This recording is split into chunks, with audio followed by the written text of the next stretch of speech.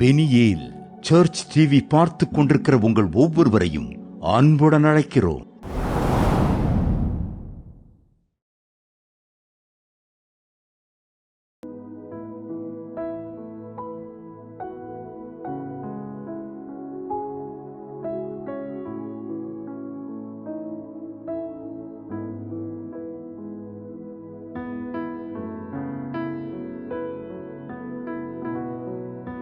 மனம் திரும்புங்கள், பரலோக ராஜ்யம் சமீபித்து இருக்கிறது என்று பிரசங்கம் பண்ணினான் என்று யோவான் ஸ்நானகனை பற்றி மத்திய 3ஆம் அதிகாரம் 2ஆம் வசனத்தில் சொல்லப்பட்டிருக்கிறது. மனம் திரும்ப வேண்டும், ஆயத்தப்பட வேண்டும். இயேசு கிறிஸ்து வந்தார், அவருடைய காரியங்களை பிதாவின் சித்தத்தின்படி எல்லாவற்றையும் செய்து முடித்து விட்டார். மீண்டும் வருவேன் என்று சொல்லி கடந்து போயிருக்கிறார். அவர் பாவிகளை நோக்கி வரப்போவதில்லை. முதலாவது வந்தது பாவிகளின் மனம் திரும்புவதற்காக, பாவிகளை மீட்டுக்கொள்வதற்காக, பாவத்தில் இருந்த மனிதர்கள் மனம் திரும்பி பரலோக ராஜ்யத்திற்கு ஆயத்தப்பட வேண்டும் என்பதற்காக, ஆயத்தப்படுத்துவதற்காக இயேசு கிறிஸ்து இந்த மண்ணிலே வந்தார். யோவான் ஸ்நானகன் அவருக்கு வழியை ஆயத்தப்படுத்துவதற்காக வனாந்தரத்திலே சத்தமிட்டு ஜனங்கள் மனம் திரும்புவதற்காக, பரலோக ராஜ்யம் சமீபித்து இருக்கிறது என்று அங்கே சத்தமிட்டு அவன் பிரசங்கம் பண்ணுகிறதை நாம் பார்க்க முடிகிறது. இனி அவர் 2வது முறையாய் ராஜாவாய் வரப்போகிறார். இங்கே வரும்பொழுது பாவிகள் அல்ல, பரிசுத்தவான்களை தன்னோடு அழைத்து கொண்டு போவதற்காக வருகிறார். எனவே நாம் ஆயத்தப்படுவோம் பரலோக ராஜ்யத்திற்காக. ஆமென்.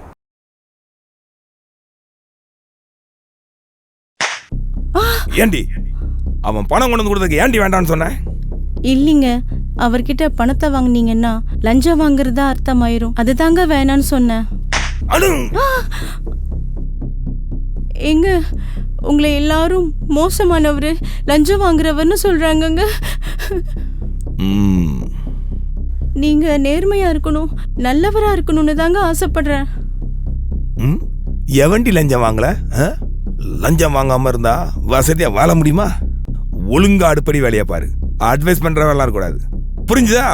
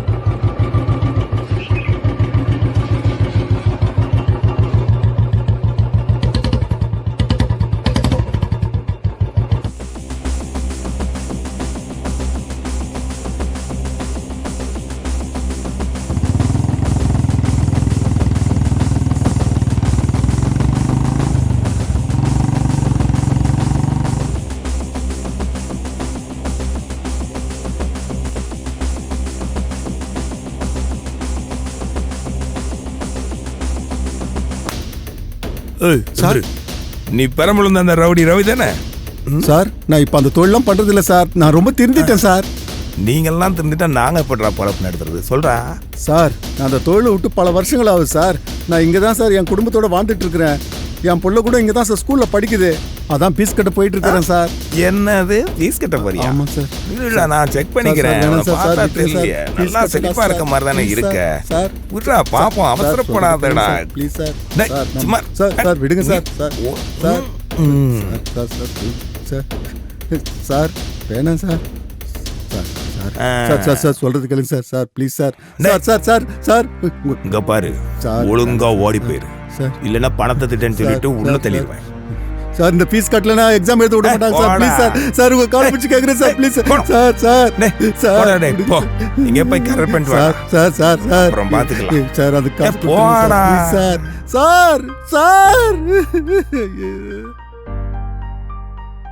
இப்ப நான் எல்லாம் பண்ணுவேன் தெரியலையே. பொண்ணோட வாழ்க்கை ஃபீஸ் கட்டணும்.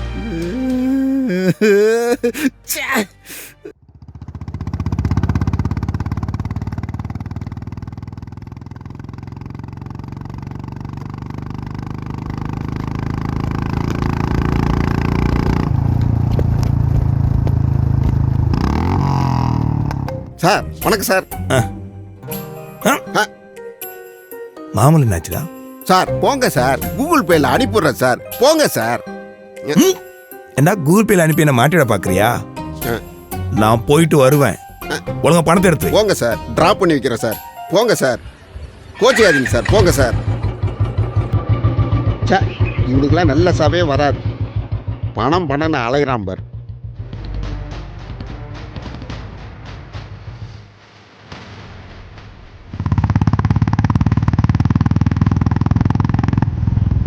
மாமலங்க எடு. சார் சார் இந்த மாதம் சொல்லு, கொஞ்சம் லேட் ஆயிடுச்சு, மன்னிச்சிங்க சார். சரி சரி. ஏண்டா இவ்வளோ அநியாயம் பண்ணி தான்டா அடி.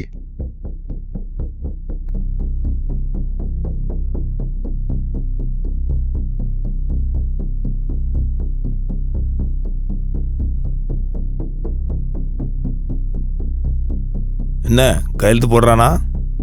யோ இன்ஸ்பெக்டர், ம், நீயே கலியா? என்னையா கையெழுத்து போடுறியா இல்லையா? எப்படியா 4 கோடி ரூபா சொத்தை 1 கோடி ரூபாய்க்கு எழுதி கேட்குறியா? இது உங்களுக்கே அநியாயம் இல்லையா? நான் போட மாட்டேங்கய்யா. டேய், இந்த பாரு, ஒழுங்கா பணத்தை வாங்கிட்டு கையெழுத்து போட்டு கொடுக்குற வேலையை பாரு. கையெழுத்து போட்டு கொடுக்கல, உன்னையும் குடும்பத்தையும் கஞ்சா கேஸ்ல உள்ள போட்டு தள்ளிடுவேன். அப்புறம் உன்னால எதுவும் பண்ண முடியாது. ஒழுங்கா பணத்தை வாங்கிட்டு ரிஜிஸ்டர் பண்ணி கொடுக்குற வேலையை பாரு, புரியுதா? போ. சரிண்ணே, போட்டு குத்துறேண்ணே. என்னப்பா சந்தோஷமா? சரி இன்ஸ்பெக்டர், ரொம்ப சந்தோஷம், கையெழுத்து போறேன்னு சொல்லிட்டான். ஓ இன்ஸ்பெக்டர், இந்தாப்பா உன் பங்கு.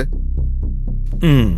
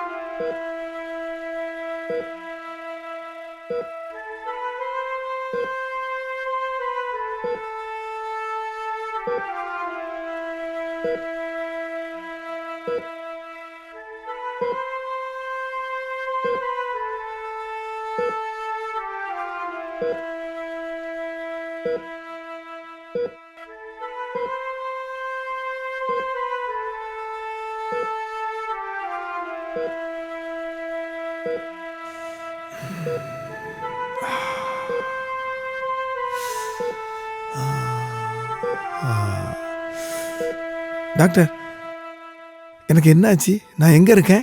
சந்தோஷ், ஆக்சிடெண்ட்ல ஒரு காலும் ஒரு கையும் செயலிழந்து போச்சு. இனிமே உங்களால் நடக்க முடியாது. ஐ ஆம் ஸோ சாரி சந்தோஷ். எங்களால் இனி ஒன்றும் முடியாது. கடவுள்கிட்ட வேண்டிக்கோங்க.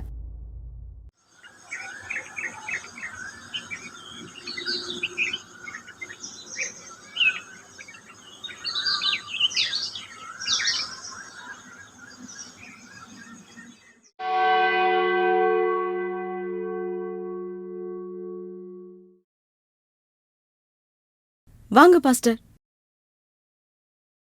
சந்தோஷ், சந்தோஷ், பாவத்திலிருந்து மனம் திரும்புங்க. கர்த்தர் உங்களை ஆசீர்வதிப்பார். முதல்ல இங்கேருந்து போங்க. கர்த்தர் ஆசீர்வதிச்சாரு, ஆசீர்வதிப்பாராம். கிழிச்சாரு. Get out. கர்த்தர் உங்களை நேசிப்பார். சரி, வா போலாம். ஏங்க சத்தம் போடுறீங்க? எல்லாம் உன் வேலை தானா? Bloody nonsense. பக்கத்து வீட்டு ஆண்டி தான் கர்த்தர் உங்களை ஆசீர்வதிச்சா குணமாகும்னு சொன்னாங்க. அதனால தான் சொன்னாங்க. டாக்டர் சொல்லிட்டாரு ஒன்றும் பண்ண முடியாதுன்னு. கர்த்தர் சொல்லிட்டாரா? அப்படிலாம் பேசாதீங்கங்க. உங்களுக்கு குணமாகணும்னு தானங்க வர சொன்னேன். நிறுத்திடி.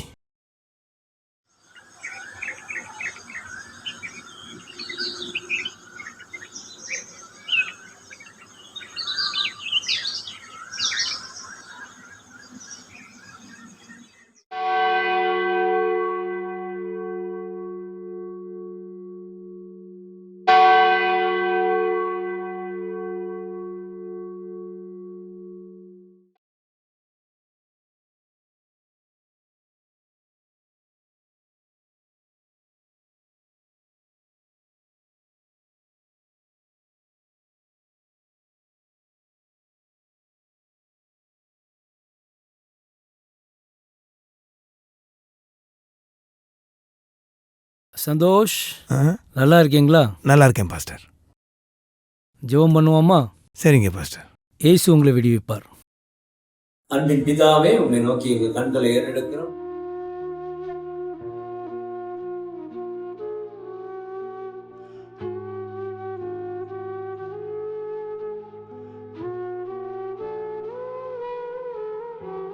சந்தோஷ், எல்லாம் ப்ரே சரி. பண்ணிக்கங்க பாஸ்டர். நாங்கள் தொடர்ந்து ஜெபம் பண்ணுறோம். God bless thank you you. Pastor.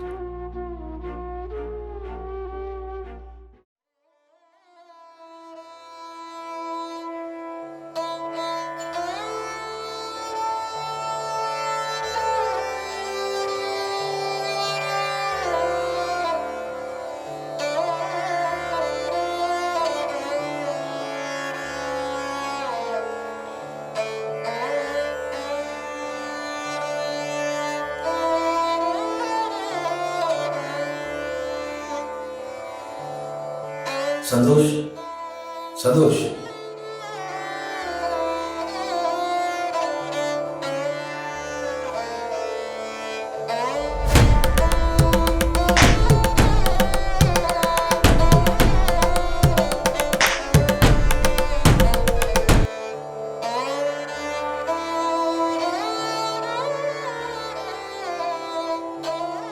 ஏம்மா பாஸ்டருக்கு ஒரு ஃபோன் பண்ணுமா?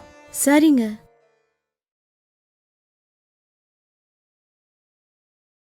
இந்தாங்க.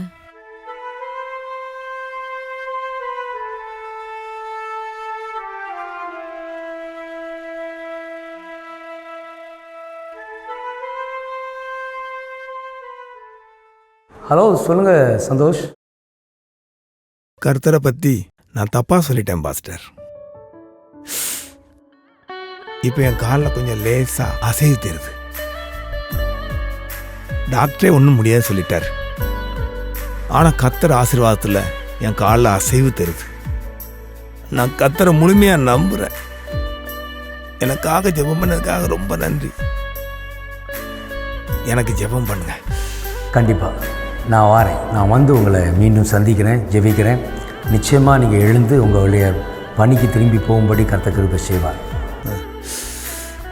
வாங்க பாஸ்டர்.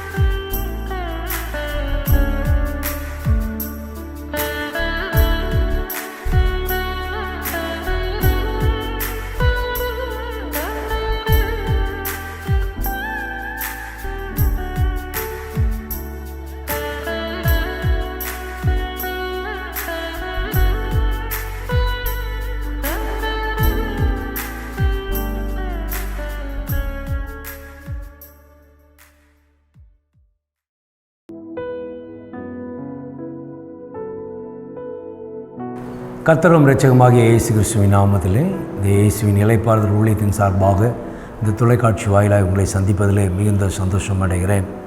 இந்த நாளிலும் கர்த்தர் நமக்கு ஏவுதலாய் கொடுத்த வேத வசனம் என்னவென்றால் ஆமோஸ் 5ஆம் அதிகாரம் 12வது வசனம். உங்கள் மீறல்கள் மிகுதி என்றும் உங்கள் பாவங்கள் பலத்ததென்றும் அறிவேன். நீதிமானை ஒடுக்கி பரிதானம் வாங்கி ஒளிமுக வாசலில் ஏழைகளின் நியாயத்தை புரட்டுகிறீர்கள் என்ற வேத வசனம். ஒவ்வொரு காலகட்டங்களும் நாம் பார்க்கும் பொழுது இன்றைக்கி மிகுந்த இடுக்கங்களுக்கும் நெருக்கங்களுக்கும் ஆளாகிற ஏழைகளை குறித்து கர்த்தர் கர்சனை உள்ளவராக இருக்கிறார். ஏன்னா ஒவ்வொரு அதிகாரத்தில் இருக்கிற அதிகாரிகள் இன்றைக்கி ஏழைகளை ஒடுக்கி கொண்டு இருப்பதை நாம் அறிந்திருக்கிறோம். அவர்கள் நியாயங்களை பிரட்டி கொண்டு இருப்பதை நாம் பார்த்து கொண்டு இருக்கிறோம்.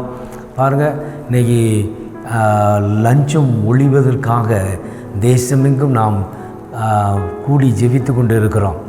எதற்காக? எப்படியாவது தேசத்தில் இருக்கிற இந்த லஞ்சம் ஒழிந்தால்தான் தேசம் சுத்திகரிக்கப்படும், ஒரு சமாதானத்தை காண முடியும். ஏழை கஷ்டப்பட்டு சம்பாதிக்கிற அந்த பணத்தை தன் வீட்டுக்கு கூட கொண்டு போக முடியாத அளவுக்கு இன்றைக்கி அதிகாரத்தில் இருக்கிறவர்கள் அவருடைய கையின் பிரயாசங்களை பறித்து கொண்டு போகி கொண்டு இருக்கிறத நம்ம கண்கூட பார்த்து கொண்டு இருக்கிறோம். அதனால் இந்த நாளிலும் கூட இந்த ஒரு சிறிய இந்த குறு நாடகத்தின் வழியாய் கர்த்தர் ஒரு மனிதனை அவனுடைய அதிகாரத்திலிருந்து எப்படி பிடுங்கி போட்டு, தேவனுடைய அதிகாரம் எவ்வளவு பெரிய வல்லமை உள்ளது, ஒரு மனிதனை உடைத்து தன் பக்கமாய் மாற்ற அவர் வல்லமை உள்ளவராய் இருக்கிறார். கர்த்தர் அந்த சாபத்தை நீக்குவதற்காக மனிதர்களை தேடிக்கொண்டிருக்கிறார். மனிதர் ஒருவன்தான் அந்த ஆத்மா ரட்சிக்கப்படும் பொழுது பரலோக ராஜ்யம் முழுவதும் சந்தோஷிப்பிக்கிறது என்று வேதம் சொல்லுகிறபடி ஒவ்வொரு ஆத்மாக்களை குறித்து கர்த்தர் கர்சனை உள்ளவராக இருக்கிறார். அதனால தான் ஒரு ஆத்மா கெட்டுப்போது அவருக்கு சித்தமே இல்லை. ஒருவனுடைய சாவை விரும்புகிற தேவன் அல்ல. ஆயினும் அவர் அடித்து காயங்களை கெட்டி காயங்களை குணமாக்கி தன் பக்கமாய் மனம் திரும்ப செய்கிற தேவன். அதை குறித்து தான் இந்த சிறு குறு நாடகமாக பதிவு செய்து இதை நாங்கள் வெளியிடுகிறோம். இது நிமித்தமாய் அநேக ஜனங்கள் மனம் திரும்ப வேண்டும், அதிகாரத்தில் உள்ளவர்கள் மனம் திரும்ப வேண்டும். அதிகாரத்தில் இருக்கிறது பண்ணால நியாயங்களை புரட்டி ஏழைகளை கண்ணீர் கஷ்டப்படுத்துகிற அந்த எண்ணங்கள் மாற வேண்டும் என்பதற்காக ஒரு சிறிய குறு நாடகமாக இது பதிவு செய்யப்பட்டிருக்கிறது. இதை பார்க்கிற உங்களையும் கர்த்தர் தொடுவாராக. இது நிமித்தமாய் கர்த்தர் உங்களை ஆசீர்வதிப்பாராக. ஆமென்.